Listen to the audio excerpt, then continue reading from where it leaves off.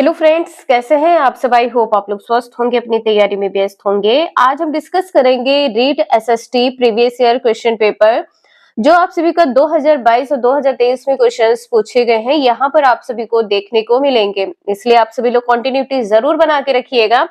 Channel पर पहली बार आए हैं तो चैनल सब्सक्राइब करके बेल आइकन प्रेस कर लीजिएगा, इससे नोटिफिकेशन आप सभी को मिलता रहेगा। क्वेश्चन यहाँ पर दिया है कि पंचायती राज संस्थाओं को प्रभावी एवं सशक्त बनाने के लिए 73वां संविधान संशोधन किस वर्ष पारित हुआ है। किस वर्ष पारित हुआ है ये बताना है। आंसर यहाँ पर क्या सही होगा। तो देखिए, जो 73वां संविधान संशोधन अधिनियम है ये कब पारित हुआ है, 1992 में। 1992 में। और इस संविधान संशोधन के द्वारा अनुच्छेद 40 में, अनुच्छेद 40 किससे संबंधित है, तो ये संबंधित है राज्य के नीति निदेशक तत्व से। किससे संबंधित है, नीति निदेशक तत्व से संबंधित है। और इसमें एक भाग जोड़ा गया है। कौन सा भाग जोड़ा गया है, पंचायतें। 73वें संविधान संशोधन में कौन सा भाग जोड़ा गया है, तो पंचायतें जोड़ा गया है। पंचायतें जोड़ा गया है। आंसर यहाँ पर सी सही है। पंचायती राज में त्रिस्तरीय व्यवस्था है, यहाँ पर आपने देखा है सी आंसर सही है। आप सभी लोग कमेंट करके बताइएगा कि रीट की जो मुख्य परीक्षा आप सभी की 2026 में होने वाली है, आप सभी ने प्रिपरेशन स्टार्ट कर दी है या अभी नहीं। ये आप सभी लोग नोटिफिकेशन का वेट कर रहे हैं कि जब नोटिफिकेशन आएगा तब प्रिपरेशन स्टार्ट करेंगे। तो आप सभी लोग अभी से अपनी तैयारी शुरू कर दीजिए, क्योंकि यहाँ पर लिमिटेड वैकेंसी है और स्टेट एंड अदर स्टेट के स्टूडेंट्स यहाँ पर फाइट करने वाले हैं। इसलिए आप सभी लोग अभी से अपनी तैयारी शुरू कर दीजिए, जिससे आप सभी का स्कोर बहुत अच्छा होगा और आप सभी का 100% सिलेक्शन होगा।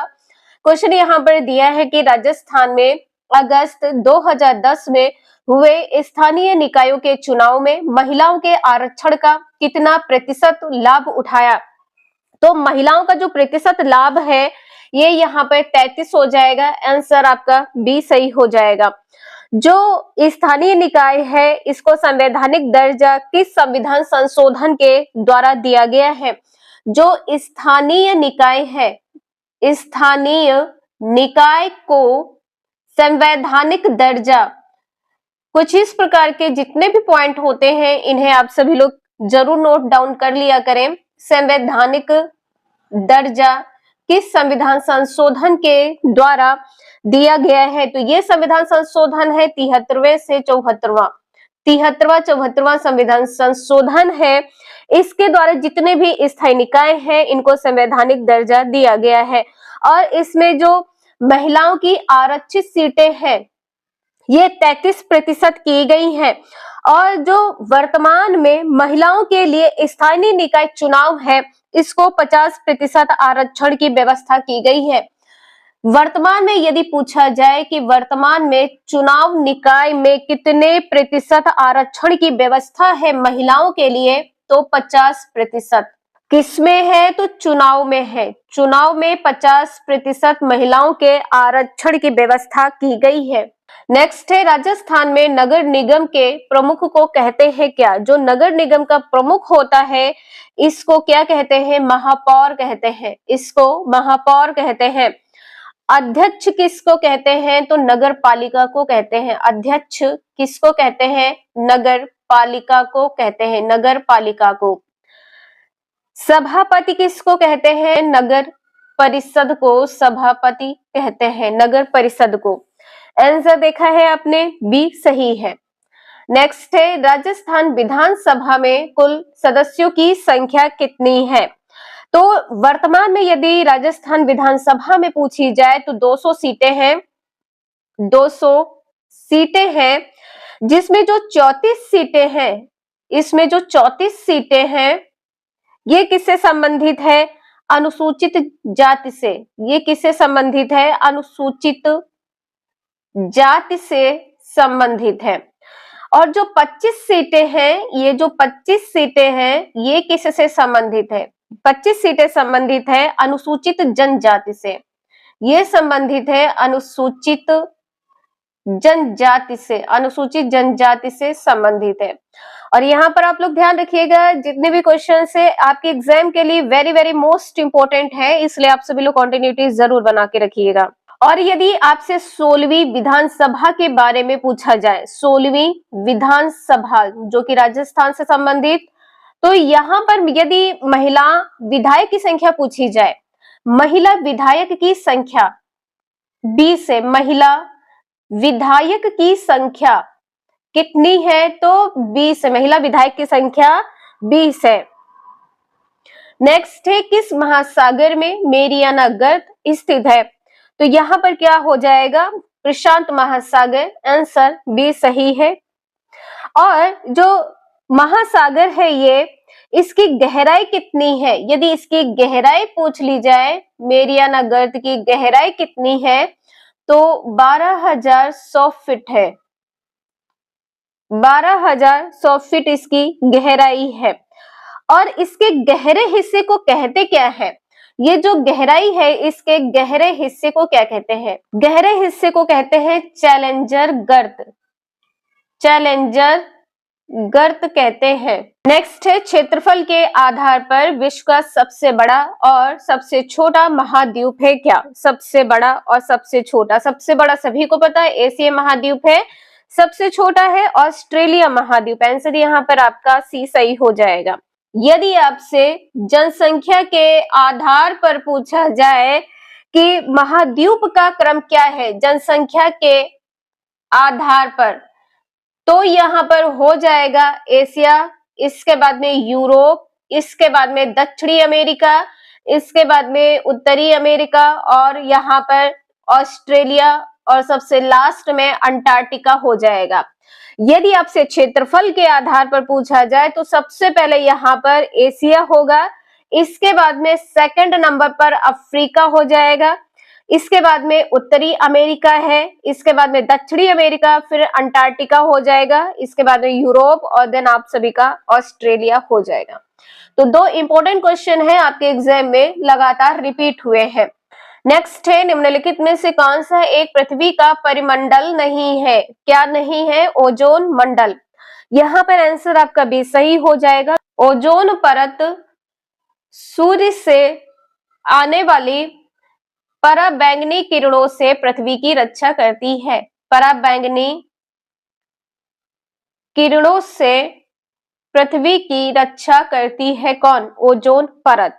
ओजोन परत किससे मिलकर बनी होती है, जो ओजोन परत होती है ऑक्सीजन के 3 परमाणुओं से बनी होती है, ऑक्सीजन के 3 परमाणुओं से मिलकर बनी होती है। और ये क्या है, तो ये एक प्रकार की गैस है, 3 परमाणुओं से मिलकर बनी एक गैस है, ये वायुमंडल में पाई जाती है, ये ओजोन परत जो है वायुमंडल में पाई जाती है।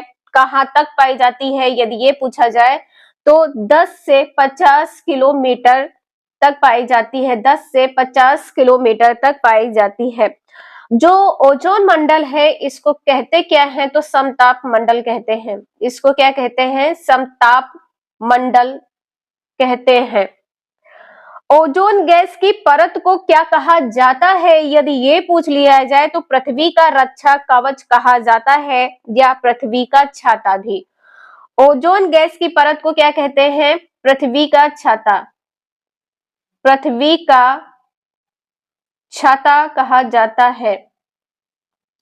नेक्स्ट है, संगमरमर एक उदाहरण है किसका, तो कायांतरित चट्टान का एक उदाहरण है, यहाँ पर पहला आंसर सही हो जाएगा। कायांतरित चट्टान जो है इसके अन्य उदाहरण क्या हो जाएंगे, तो इसके अन्य उदाहरण है स्लेट, इसके अन्य उदाहरण है स्लेट है, नेक्स्ट है सिस्ट, नेक्स्ट है सिस्ट, एंथ्रेसाइट, इसके बाद में एंथ्रेसाइट है, एंथ्रेसाइट, क्वार्टजाइट है, क्वार्टजाइट है, इसके बाद में हीरा, यहां पर आंसर आपका पहला सही हो जाएगा। नेक्स्ट है, अपक्षय एवं अपर्दन की संयुक्त क्रिया को कहते हैं क्या, अनच्छादन कहा जाता है, आंसर डी सही हो जाएगा। इसको अन्य किस नाम से भी जाना जाता है? अनावृत्तीकरण के नाम से जाना जाता है। अनावृत्तीकरण के नाम से भी जाना जाता है। नेक्स्ट है, निम्नलिखित में से कौन सा एक धात्विक खनिज नहीं है? जो धात्विक खनिज नहीं है वो क्या हो जाएगा? अभ्रक। धात्विक खनिज में क्या होगा? लोहा है। धात्विक खनिज में क्या है? लोहा है, अयस्क है, लोहा है, अयस्क है, बॉक्साइड है, बॉक्साइड है, तांबा है, क्रोमाइट है, मैग्नीज है, मैग्नीज है, इसके बाद में निकल, इसके बाद में निकिल, कोबाल्ट, इसके बाद में यहां पर कोबाल्ट हो जाएगा, सोना है, चांदी है, सोना, चांदी, सीसा, ये सभी क्या है? ये धात्विक खनिज है। अधात्विक में क्या हो जाएगा? तो ये अधात्विक में हो जाएगा अभ्रक है, संगमरमर है, संगमरमर है, चूना पत्थर है, चूना पत्थर, पोटास है, चूना पत्थर, पोटास, सल्फर, जिप्सम, ये सभी हैं आधात्विक खनिज। आंसर यहाँ पर आपने देखा है डी सही है। अभी आपने क्वेश्चन देखा है, ये क्वेश्चन रिपीट हो गया है। आप सभी लोग कमेंट करके बताइएगा आंसर इसका यहाँ पर क्या सही होगा। जो अपक्षय एवं अपर्दन की संयुक्त क्रिया होती है इसको अनच्छादन कहा जाता है। आंसर आपका डी सही है। नेक्स्ट है, धात्विक अधात्विक, आपने देखा है कि अधात्विक खनिज कौन कौन से हैं? तो जो धात्विक खनिज है ये क्या है? धात्विक खनिज क्या है? इसमें आपने देखा है धात्विक खनिज में लोहा है, लोहा है, अयस्क है, अयस्क है, तांबा है, क्या नहीं है? अभ्रक नहीं है। अभ्रक क्या है? आधात्विक है। अभ्रक क्या है? आधात्विक है। आंसर आपने देखा है यहाँ पर डी सही है। नेक्स्ट है, सतत पोषणीय विकास की अवधारणा का संबंध है किससे? तो यहाँ पर आंसर आपका क्या सही हो जाएगा? संसाधनों के संरक्षण से। संसाधनों के संरक्षण से आंसर बी यहाँ पर सही है। नेक्स्ट है, वन्य जीवों के कम होने का एक प्रमुख कारण है क्या? इसका एक प्रमुख कारण है प्राकृतिक आवासों का नष्ट होना, और दूसरा कारण भी है, वो क्या है? नगरीकरण। तो आंसर यहाँ पर ए और डी सही है। यहाँ पे ध्यान रखिएगा, इसमें ए और डी दोनों सही है। नेक्स्ट है, विश्व में निम्नलिखित में से किस एक प्रदेश में गहन निर्वाह कृषि अधिक प्रचलित है? किस एक प्रदेश में? तो ये प्रदेश हो जाएगा मानसूनी प्रदेश। आंसर यहाँ पर आपका सी सही हो जाएगा, मानसूनी प्रदेश। नेक्स्ट है, कौन सा भू आकार जो है विश्व की छत के नाम से जाना जाता है? तो विश्व की छत आप सभी को पता है पामीर का पठार। पामीर का जो पठार है इसको विश्व की छत के नाम से जाना जाता है। और इसको कब से कहा जाता है? तो 18वीं सदी से कहा जाता है। 18वीं सदी से कहा जाता है। नेक्स्ट है, भारत के किस राज्य में ग्रीष्म ऋतु में सामान्यतया काल बैसाखी हवाएं चलती हैं? तो यहाँ पर हो जाएगा पश्चिम बंगाल, और दूसरा आंसर यहाँ पर असम भी हो जाएगा। नेक्स्ट है, भारत के किस क्षेत्र में याक पशु मिलता है? सभी ने पढ़ा होगा, लेह लद्दाख में, यानी कि लद्दाख में मिलता है। आंसर यहाँ पर डी सही है। नेक्स्ट है, निम्नलिखित में से किसी एक स्थान पर एंटीबायोटिक दवाओं की उत्पादक इकाई है क्या? किस स्थान पर है? आंसर यहाँ पर क्या सही होगा? यहाँ पर एक स्थान पर है तो ऋषिकेश हो जाएगा। आंसर यहाँ पर आपका पहला सही है, ऋषिकेश। ऋषिकेश कहाँ है? तो उत्तराखंड में है, यूके में है। नेक्स्ट है, भारत में उपभोक्ता संरक्षण अधिनियम किस वर्ष में लागू किया गया है? तो ये लागू किया गया है 1986 में। यदि आपसे डेट और मंथ पूछ लिया जाए तो 24 दिसंबर 1986 हो जाएगा। 24 दिसंबर 1986। जो वर्तमान में नया उपभोक्ता संरक्षण अधिनियम है ये कब पारित हुआ है? यदि आपसे वर्तमान में पूछा जाए तो 2019 में। वर्तमान में उपभोक्ता संरक्षण अधिनियम 2019 में पारित किया गया है। और इसे लागू कब किया गया है? इसे लागू किया गया है 20 जुलाई 2020 को 20 जुलाई 2020 को लागू किया गया है।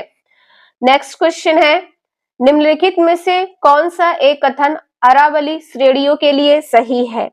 तो यहाँ पर आंसर आपका सी सही हो जाएगा, जल विभाजन का कार्य करता है। जो अरावली है ये क्या करता है? जल विभाजन का कार्य करता है।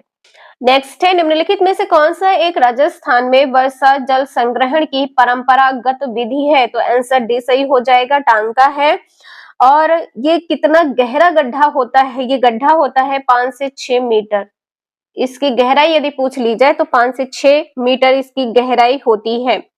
नेक्स्ट है, निम्नलिखित में से कौन सा युग्म सही सुमेलित नहीं है? ये बताना है। उद्योग दिया है और स्थान दिया है।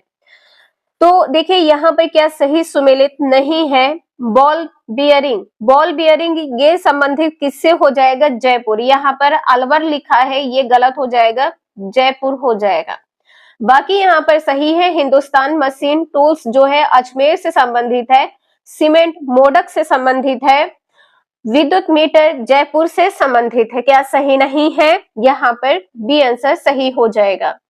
नेक्स्ट है, राजस्थान में प्रमुख अभ्रक उत्पादक जिले हैं कौन कौन से? तो यहाँ पर आंसर आपका अजमेर है, भीलवाड़ा है और जयपुर है। पहला आंसर यहाँ पर सही है। जिसमें जो राजस्थान है अभ्रक में द्वितीय स्थान है राजस्थान का। अभ्रक में कौन सा स्थान है? तो द्वितीय स्थान है। पहले नंबर पर क्या है? आंध्र प्रदेश है। पहले नंबर पर क्या है? आंध्र प्रदेश है। पहले नंबर पर ध्यान रखिएगा, आंध्र प्रदेश है। नेक्स्ट है, विरासत के संरक्षण हेतु स्मारक पुराशेष स्थान एवं प्राचीन वस्तु अधिनियम राजस्थान में कब लागू हुआ है? तो ये कब लागू हुआ है? आंसर आपका पहला सही हो जाएगा, 1961 में। 1961 आंसर सही है। नेक्स्ट है, बालद है क्या? आंसर आपका बी सही हो जाएगा। बिड़ जारू का वह बैल समूह जिसकी पीठ पर माल लादकर विक्रय हेतु ले जाया जाता है। यहाँ पर आंसर आपका बी सही हो जाएगा। किसी क्वेश्चन में कोई डाउट हो तो प्लीज आप सभी लोग कमेंट करके जरूर पूछ लीजिएगा। नेक्स्ट है, राजस्थान के जननायक माणिक्यलाल वर्मा के बारे में निम्न में से कौन सा कथन असत्य है? ये बताना है माणिक्यलाल के बारे में।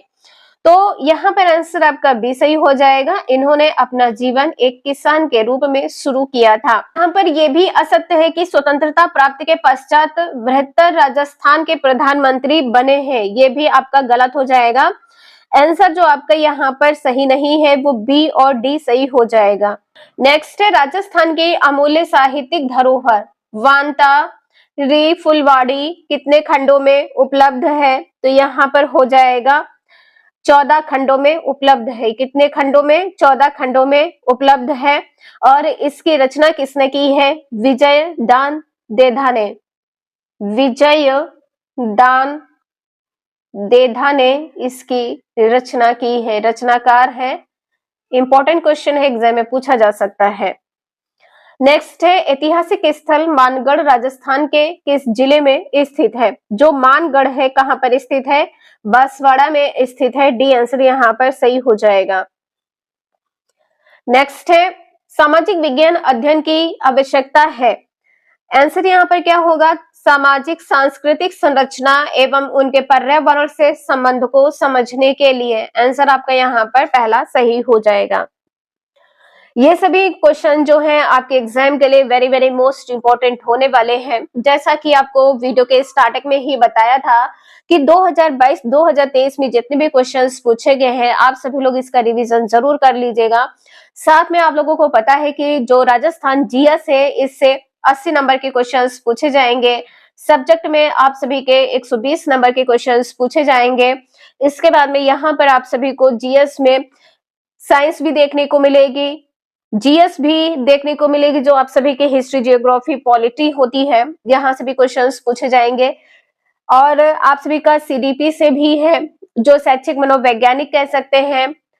टीचिंग मेथड से भी क्वेश्चंस पूछे जाएंगे, तो आप सभी लोग कंटिन्यूटी जरूर बना के रखिएगा। आज के लिए इतना ही, मिलते हैं नेक्स्ट क्लास में। अगर आप लोगों को वीडियो थोड़ी भी यूजफुल लगी हो तो please like share and subscribe जरूर करें। कमेंट करके बताएं कि आप लोगों को ये क्लास कैसी लगी है, आप लोगों को समझ में आया है या नहीं? आज के लिए इतना ही, मिलते हैं नेक्स्ट क्लास में। Thank you for watching this video.